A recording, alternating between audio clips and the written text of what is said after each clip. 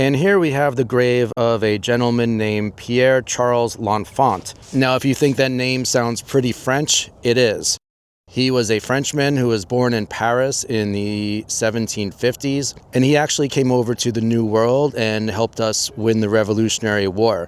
And after the Revolutionary War, George Washington hired him to design Washington, D.C. Remember, Washington, D.C. didn't exist during the Revolutionary War. It was a planned city, and he was the guy who got the job to design the blueprints. So he came up with this great plan for the new city, but there were some issues between him and George Washington and other city planners. They had a bit of conflict, and in the end, he resigned. Sadly, when he died, he was broke and he pretty much had lost his reputation and his credibility and everything else. And he was buried in an unmarked grave in obscurity in Maryland and stayed there for quite a long time like that. Very sad. But then in the early 1900s, there was something called the Macmillan Plan. And this was basically a plan to revitalize Washington, D.C., because up to this point, it was basically a sleepy little backwater. And even now, in some countries, there are capital cities that is basically just an administrative center, and there's nothing special about it. It's just a place for business to be taken care of. And that's kind of how D.C. was. Politicians hated having to come here, so they really wanted to change all of that. So they had this whole plan to just completely revamp the city, make it Washington, D.C. 2.0. And when they did this, they revisited Pierre Charles L'Enfant's original plans, and they used it as a foundation for reshaping the city. When they did this, they started to think differently about L'Enfant. Suddenly, they had a lot more respect and appreciation for what he did for D.C., for our country. And they went back, they exhumed him, and gave him the honor he deserved. So he actually lies in state in the Capitol building. And to this day, after 250 years of American history, he is the only foreign-born person to ever lie in state at the Capitol to this day. And then he was reinterred right here in front of Arlington House. And you can see the incredible view over there. So it's quite a spot of prominence. And the grave itself is quite elaborate. So this is a big change from his unmarked, obscure grave somewhere in Maryland. And now he is very much appreciated. And it's not only here. One of the main metro stations in the D.C. subway is called L'Enfant Station. And this is one of the stations where you could change lines. So this is one of the more important stations. And there's only a handful of them, but one of them is named after him. And right in that area, there is a big food court where we take our kids a lot for lunch, and that's called L'Enfant Plaza. So he is not a name that's well known across the country, but he is a name that is very well known right here in Washington, D.C. And you can see the Lincoln Memorial there in the top left corner. And again, as I just mentioned, this is quite a view. And President John F. Kennedy, he came up here just earlier in the year he was assassinated in 1963. It's kind of eerie when you think about it, but he said, I could stay here forever because he loved this view so much. And after he was assassinated, his wife Jackie, she remembered that he said that. And it was her wish to have him buried right here. So you can't really see it too well from this angle, but just to the right of the flagpole, the land kind of drops down. And down there at the bottom is where his grave is. And maybe you can see in the very center, there are some people kind of standing around, and there's this flat gray stone surface there. That is right in front of President Kennedy's grave. So this is really a position of prominence here at Arlington Cemetery, right in front of Arlington House. Here is a sign right in front of this amazing view here that leads over to Washington, D.C. Take a video here. And it says, Evolving Vision. First, I'll show you what it's showing. So the Potomac River is right there.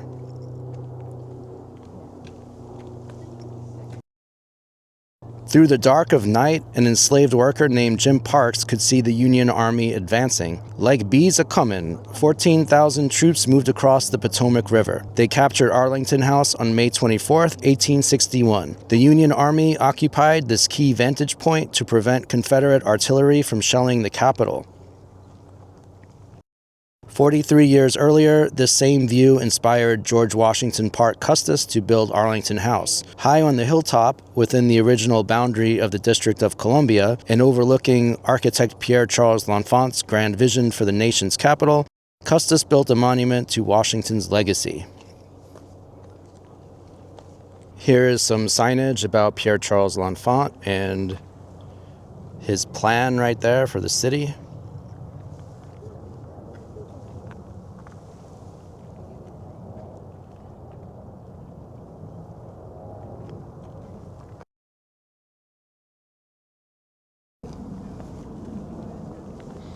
And this sign is right in front of his grave, pretty much.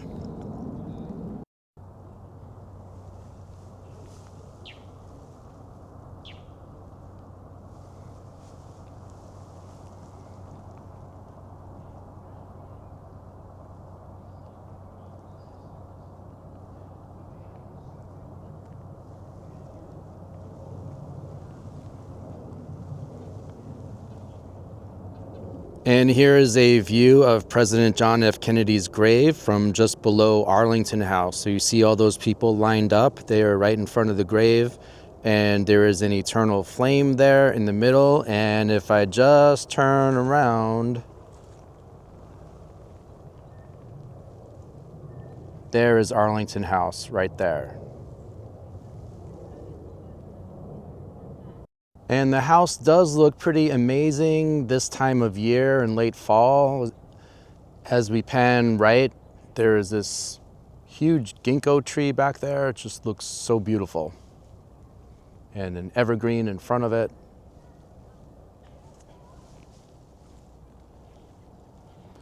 Of course, you have other trees that are completely bare. But still, this cemetery is always beautiful. It really is.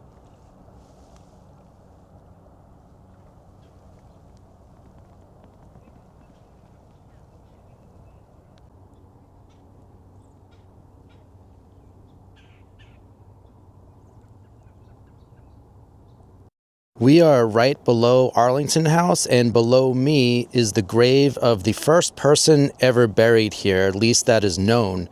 And this is Mary Randolph. She was a cousin to George Washington Parke Custis, who built the house. And she was actually a descendant of Pocahontas, believe it or not. And she died back in 1828. Here is more of a closer look. This is as close as anyone's allowed to get to the grave. They pretty much have it blocked off. As you can see, there's this brick wall around it, and then where I'm standing, there's a bit of railing. But this is it.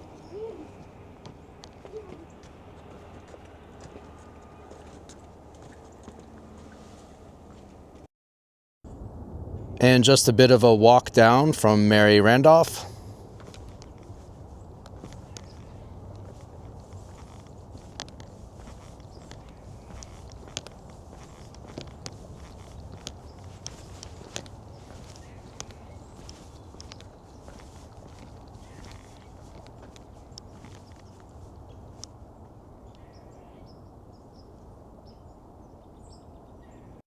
There is Arlington House in the center of the frame from a good distance away. Really beautiful.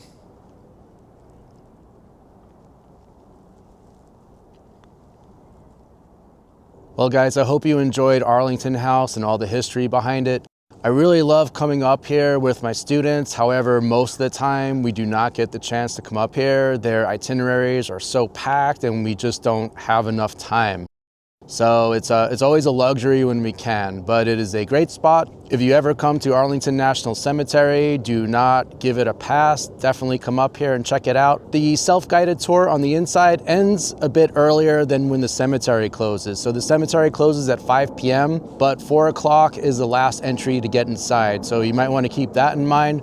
But anyways, thanks for joining me here, and we will see you in the next one. This is Vigoroso, off to the next cool spot. Take care, guys.